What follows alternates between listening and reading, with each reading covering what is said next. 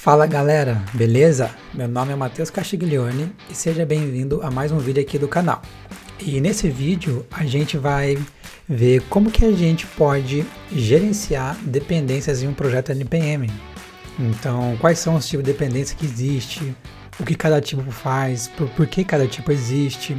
Então, como que a gente instala uma dependência, como que a gente especifica a versão de uma dependência, como que a gente mantém dependências atualizadas no projeto, ou como a gente pega um projeto muito antigo e atualiza as dependências dele para deixar ele mais novo. Então a gente vai dar uma olhada em como que a gente pode lidar com dependências em projetos NPM. Então, solta a vinheta e bora pro vídeo.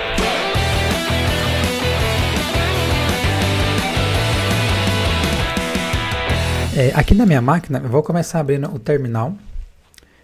Não quero atualizar agora. Vamos lá, beleza. Então eu vou navegar até a área de trabalho da minha máquina. Deixa eu dar um zoom aqui. E eu vou criar um novo projeto. Então, vídeo dependências NPM. E vou mandar abrir esse vídeo, essa pasta aqui no VS Code. Podemos fechar o projeto. No VS Code vamos dar um zoom aqui. Maravilha. Então, até o momento, essa pasta aqui, vídeo dependências-npm, é só uma pasta qualquer. Então, a gente em momento algum falou que essa pasta é um projeto npm que utiliza gerenciador de pacote do Node, que é o npm. Então, como que a gente faz para transformar uma pasta comum em um projeto npm? A gente vem aqui e coloca o npm init. E o npm init, quando a gente dá um enter aqui, ele vai fazer várias perguntas. Então, qual é o nome do pacote, caso a gente queira publicar esse pacote para o registro do NPM público, ou um registro de NPM privado que você tenha.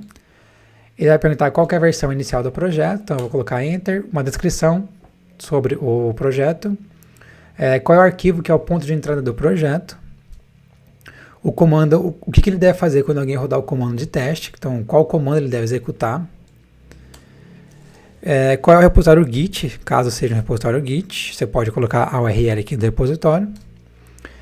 Palavras-chave, caso alguém queira pesquisar, entender e procurar essa dependência no NPM. O autor, quem criou esse projeto.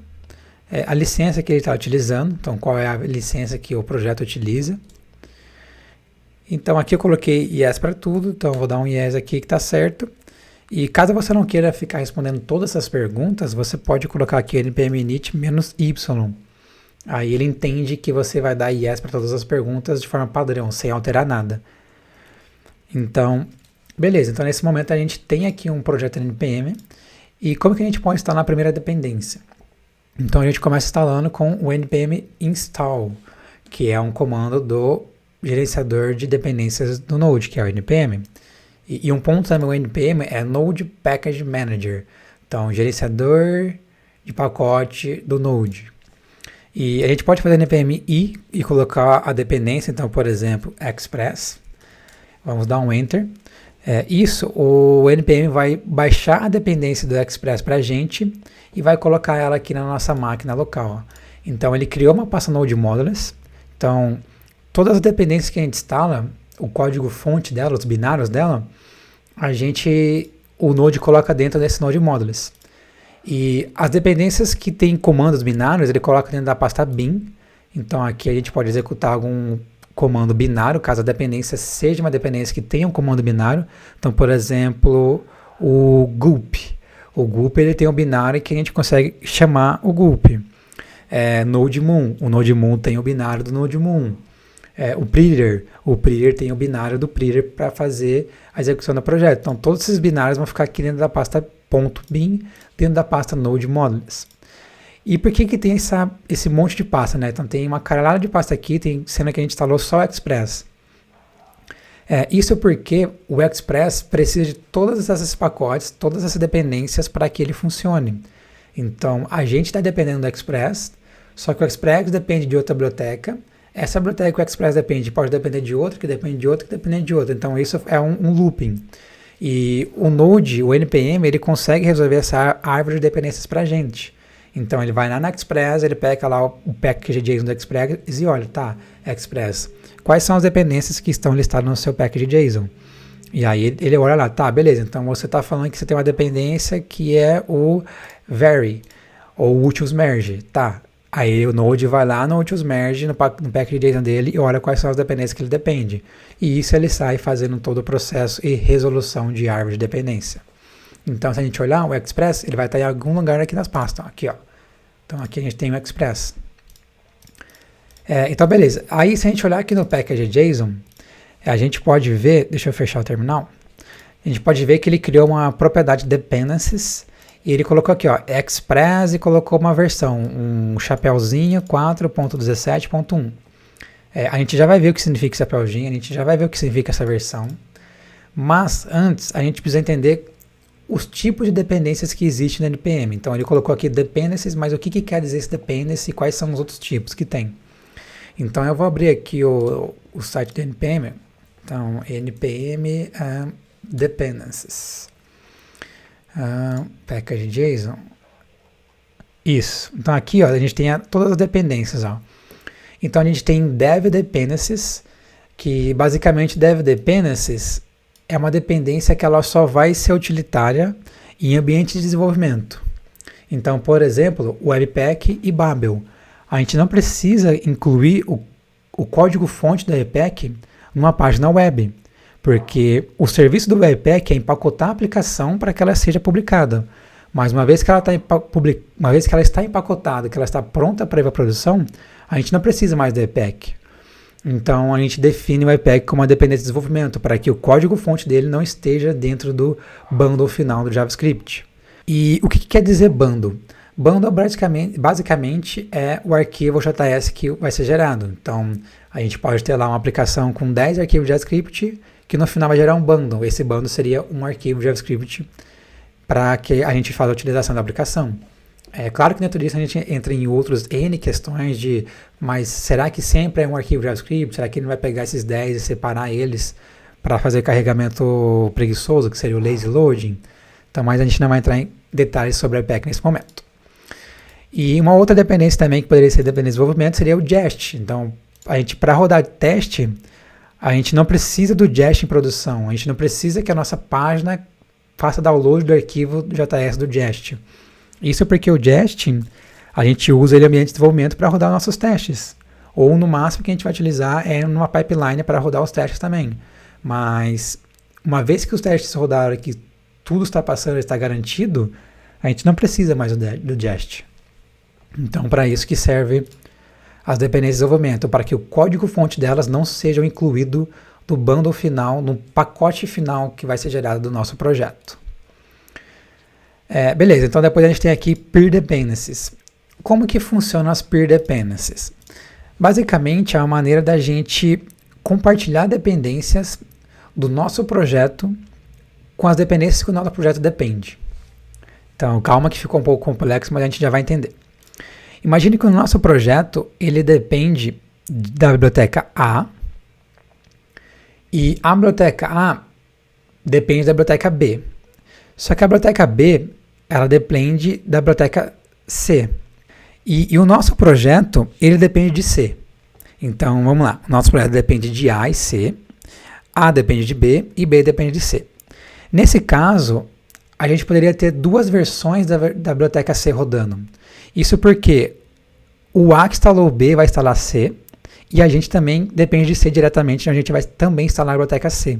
Então a gente teria duas versões, dois pacotes da biblioteca C instalada. Então o que o NPM faz? Ele olha para o projeto C, B, desculpa, e ele olha, tá, o B ele tem uma peer dependency que é o C. O que isso quer dizer? Que caso o nosso projeto root ou algum projeto irmão tenha a dependência C, ele vai compartilhar essa dependência. Então, se a dependência da biblioteca A tem a dependência C, ele não vai instalar o C no A, o C no B e o C no nosso projeto. Ele vai subir a dependência C no nível do nosso projeto, e aí tanto a biblioteca A quanto a biblioteca B vão utilizar essa C que está no nível do nosso projeto. Então eles vão compartilhar a mesma dependência. Isso se os critérios de versionamento atendam. Então a gente está especificando aqui ó, que o peer dependency é uma biblioteca TA, só que ele depende dessa versão. Se no nosso projeto a gente depender da versão 3, então ele vai precisar instalar 2 versões, porque essa biblioteca depende da versão 2, só que a gente está utilizando a 3, então tem todos esses critérios. Mas basicamente, de uma forma simples e resumida, é uma maneira da gente compartilhar dependências entre dependências. E depois a gente tem essa Peer Dependencies Meta, que basicamente ele informa para o NPM que algumas Peer Dependencies elas podem ser opcionais e ele não precisa estourar nenhum erro ou dar nenhum warning sobre versões específicas de uma biblioteca que não estão instaladas. Então a gente sabe que o Peer Dependencies vai depender da biblioteca, então imagine que a biblioteca B, a Peer Dependency da biblioteca B, ela não foi encontrada em lugar nenhum. Então o NPM ele vai avisar a gente, olha, aqui tem uma Peer Dependencies que não foi encontrada, não consigo resolver ela. Então com essa Peer Dependencies Meta, a gente consegue dizer que essa dependência é opcional para o NPM parar de dar aviso, parar de dar erros referente a essa biblioteca que não foi encontrada. Depois a gente tem essa Bundle Dependencies. Ela basicamente é uma biblioteca que vai ser empacotada quando a gente publicar o projeto, publicar o nosso pacote. Então, quando a gente publicar esse pacote Awesome Web Framework, ele vai empacotar junto no pacote, no código, a biblioteca, o código-fonte da biblioteca Renderized e Superstrings. E por último, a gente tem aqui o Optional Dependencies, que basicamente são dependências que elas vão ser usadas de forma opcional, como o próprio nome diz. Então, basicamente, é a mesma coisa que a gente tem na Peer Dependencies. O NPM ele pode dar alguns erros quando ele não encontrar algumas dependências. Então, se a gente informar essa dependência como ela é opcional, o NPM vai parar de dar esses erros quando a gente precisar fazer algum processo de instalação ou configuração. Então, basicamente, são essas dependências que a gente tem, a Dev Dependencies, a Peer Dependencies Meta, a Bundle Dependencies e o Optional Dependencies. Legal. Agora, o que quer dizer? Então, se a gente olhar aqui no projeto, a gente viu que ele colocou aqui um chapeuzinho 4.17.1. O 4.17.1 é a versão do Express que a gente está utilizando. Então, a biblioteca, a dependência Express, utiliza a versão dela 4.17.1. Mas, e esse chapeuzinho, o que ele quer dizer? Basicamente, até qual versão que o NPM pode fazer o download da biblioteca para a gente. Então, por exemplo, se a gente olhar aqui no site, a gente vai lá no NPM, e a gente vem aqui no Express, vamos abrir ele aqui, beleza, vamos vir aqui em versões, e aqui a gente pode ver que tem uma caralhada de dependências, então tem 4.16.4, 16.3, 4.16.2, 4.16.1, 4.16.0, tem muitas coisas. E cada número dessa versão, ele tem uma semântica, que é conhecido como o sem-ver semantic. Então, sem-ver aqui, ó. Então, é o versionamento semântico, né, traduzido como sem-ver. Então, a gente tem a versão Major, a gente tem a versão Minor, a gente tem a versão Patch. O que isso quer dizer? Voltando no NPM, a versão Major é o primeiro número, é o 4. Então, o Major da versão Latest do NPM é 4. O Minor é 17. E o Patch é 1. E isso dá informações para a gente sobre quais foram as alterações de versão que essa biblioteca sofreu. Então, o NPM, a versão 4.17, ela já sofreu um patch. E o que quer dizer o patch Major ou Minor? O Major, a gente altera o número quando existe quebra de compatibilidade. Então, imagine que por algum motivo, se alguém chegar num projeto que está utilizando o Express 4, fazer a instalação do Express 5, vai quebrar tudo. Então, por algum motivo, a gente precisa lá fazer várias alterações para que o código que utilizar a versão 4 continue funcionando com a versão 5. Então, isso é uma quebra de compatibilidade, uma quebra de API. Então, a gente tem um break changes. Então, isso vai sofrer uma alteração na major, que de 4 vai mudar para 5. Já o segundo número, que é o minor, é quando a gente adiciona funcionalidades para a versão major. Então, imagine que a gente publicou a versão 5 e ele não tinha, por exemplo, um body parser, a gente adicionou um body parser embutido na biblioteca. Então a gente pode ir lá publicar 4.1, em vez de ser 4.0, porque agora tem uma funcionalidade nova que é o body parser. E o último ponto, que é o patch, é quando a gente tem algum fix, algum bug que foi consertado. Então imagine que a gente foi lá, publicou esse body parser, só que tinha um erro para fazer parseamento de array. A gente foi lá e publica um fix. Então a versão que era 4.1.0, agora ela vai ser 4.1.1. Então a gente sabe, olhando aqui, que a versão Major 4 da Express já teve um patch e ela já teve 17 minors. E aí, beleza. Então, se a gente olhar no projeto, a gente já entendeu o que é cada número aqui, a gente viu que é o sem ver. Só que o que é o chapeuzinho? O chapeuzinho é para o NPM calcular qual vai ser a biblioteca que ele vai baixar. Então, por exemplo, aqui no Google, NPM Calculator, vamos abrir esse aqui. A gente tem várias versões da Lodash, só que qual versão vai ser instalada no nosso pacote, no nosso projeto, desculpa. É isso que aquele chapeuzinho diz. O chapeuzinho diz que a gente pode instalar a última minor da versão Y. Então aqui no caso, como a gente colocou 4.17.1, a gente pode instalar até a última minor do 4.17. Então, por exemplo, vamos aqui, ó. Então vamos limpar tudo isso aqui. E quais são as possíveis informações que a gente pode colocar? A gente pode colocar para ele sempre utilizar o último patch. Então a gente coloca aqui, ó, 1.0. Então ele tem 1.00, 1.01, 1.02.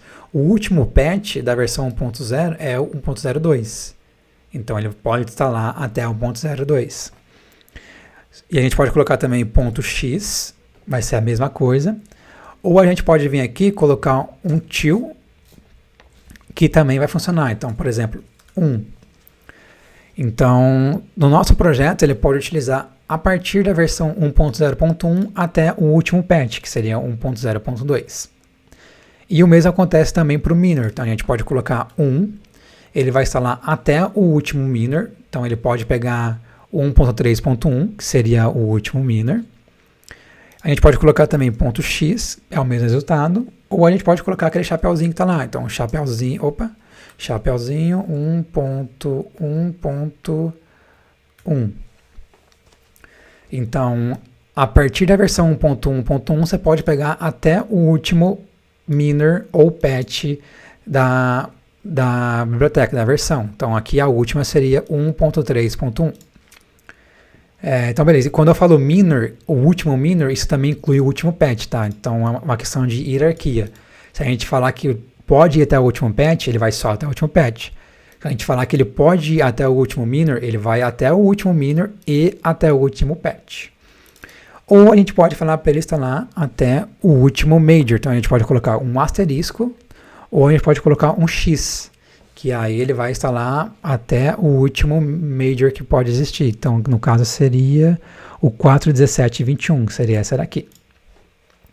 Então para isso que serve esse chapeuzinho aqui na versão. Então ela vai dizer qual é a versão que o NPM pode baixar, dado os critérios. Então a partir da 4.17.1 ele pode instalar até o último minor, que também inclui até o último patch.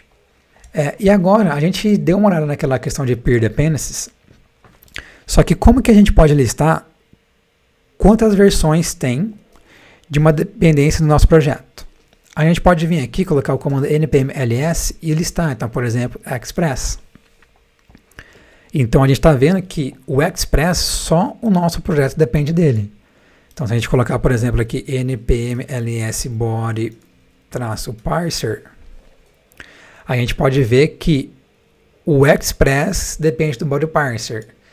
E nesse caso, a gente poderia também olhar uma outra biblioteca que depende do body parser, aí entra naquelas questões de subir a nível de node module, subir a nível de projeto e coisa do tipo. Mas com o comando npm ls a gente pode ver quais projetos, quais bibliotecas contém uma biblioteca específica. Então nesse caso, a biblioteca Express só a gente possui. a biblioteca Body Parser só o Express possui. Se uma outra biblioteca também tivesse o Body Parser, desculpa, ia também estar listado aqui o nome da biblioteca e o Body Parser dentro dela. E como que a gente pode verificar quais bibliotecas estão desatualizadas no nosso projeto? A gente pode rodar o comando npm outdated. Então, nesse caso, a gente não tem nenhuma versão desatualizada. Então, vamos vir aqui no site da npm. Então, npm... vamos pegar aqui a Lodash como exemplo. Beleza, está carregando versões. Vamos instalar uma versão 4.2.1.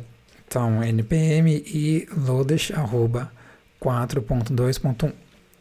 E o arroba serve para a gente especificar uma versão. Então, se a gente colocar, por exemplo, só a dependência, ele vai utilizar o latest, que seria arroba latest, que seria a última versão estável publicada. Mas a gente consegue colocar também next, que seria versões release candidates, que são as famosas versões RC. E a gente pode colocar também uma versão específica, então 4.2.1. Vamos lá, deixa ele instalar. Beleza, agora vamos rodar aqui, ó, npm outdated. Então tá lá, ó, ele listou o pacote Lodash.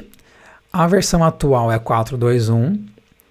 E a última versão é 4.17.21 no nosso projeto, no nosso pacote. Então aqui a gente já sabe uma biblioteca que a gente poderia fazer atualização. Só que poderia ser N bibliotecas. Então, por exemplo, vamos pegar uma outra aqui que pode ser o React. Vamos lá no React, vamos pegar uma...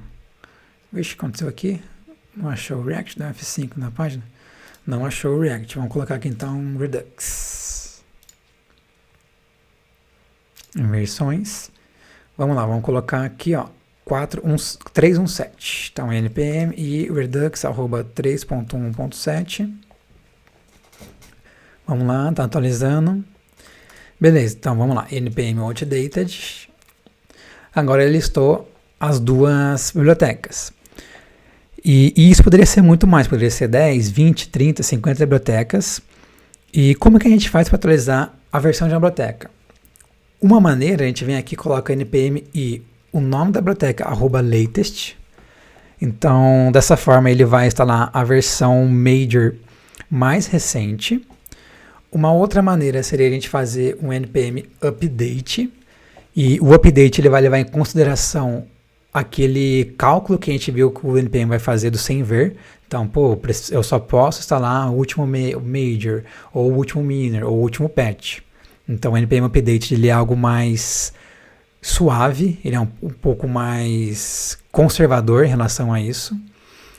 Agora já o npm i, colocando o nome da biblioteca, arroba latest, ele já vai instalar a última major, a última versão que está lá como latest. Só que isso é muito chato, imagina que a gente tem que fazer Lodash, npm Lodash latest, npm Redux latest, coisa do tipo. Então, para isso, existe uma biblioteca também, que é a check, que é essa aqui, ó. Opa, não é check não, é npm check updates. Isso aqui. E é uma biblioteca muito boa, ela tem bastante download, tá? Diariamente tem alterações, então uma hora atrás teve uma última publicação. E essa biblioteca ela vai ajudar a gente nesse processo. Então, por exemplo, ó, npx npm check updates. Então, beleza, tá rodando aqui. O npx vai precisar baixar algumas coisinhas primeiro para que ele consiga rodar o binário da check updates. Mas em breve ela vai rodar. Então, beleza, está aqui, ó. O Lodash está na versão 4.2.1 e eu vou mudar o package JSON para 4.17.21. O Redux está na versão 3.1.7, eu vou mudar no package JSON para chapeuzinho 4.0.5. Então a gente pode olhar e caso a gente queira confirmar, a gente pode vir aqui e colocar um "-u". Aí, de fato, ela vai aplicar isso no nosso package JSON. Então vamos aguardar aqui o processo novamente. Beleza, finalizou. E se a gente olhar aqui no nosso package JSON, agora o Redux está 4.0.5 e a Lodash está 4.17.21. E então aqui ele já atualizou. Agora a gente pode vir aqui e rodar o npm install. Aí o npm install vai levar em consideração o que está aqui agora no package JSON, vai gerar um novo package lock e vai fazer a atualização das dependências para a gente. Então, essa é uma maneira da gente fazer todo esse processo de atualização de dependências de uma maneira mais fácil. E um outro ponto também é o quão vulnerável o nosso projeto está. Então, das bibliotecas que a gente utiliza, como está a saúde em relação à vulnerabilidade e segurança delas. Para isso, a gente pode vir aqui e rodar um comando npm audit. Esse npm audit ele vai submeter uma descrição das dependências configuradas no projeto. Então, ele vai olhar todas as dependências do nosso projeto, vai ver uma descrição delas, e ele vai pedir um relatório de vulnerabilidades para essas bibliotecas. E como que ele faz esse pedido? Hoje o NPM ele busca informações de vulnerabilidades em 2 endpoints. Um que é o Book Advisory e o outro que é o Quick Audit. A partir da versão 7, o padrão é esse Quick Audit. Então, através desses endpoints que ele vai ter um relatório sobre vulnerabilidades conhecidas para essas dependências. Então, aqui ele não encontrou nenhuma, mas eu vou instalar na biblioteca aqui, ó, npm e sort-by. Essa biblioteca, eu tenho quase certeza que ela tem uma vulnerabilidade. Ó. Então, npm audit. Então, tá aqui. Ó. Então, o que aconteceu, né? A biblioteca sort-by utiliza uma biblioteca chamada ObjectPath, e o ObjectPath ele tem uma alta vulnerabilidade, então a severidade dela é crítica, é bem alto. E aí ele está falando que a atualização foi resolvida a partir dessa versão.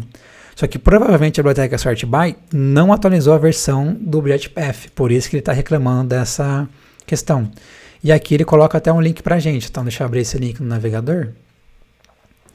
E aqui ele vai ter lá o relatório que eu acabei de falar, que ele faz o pedido, né, que seria aquele Book Advisory. Então a gente pode olhar aqui, ó, Advisory, ó.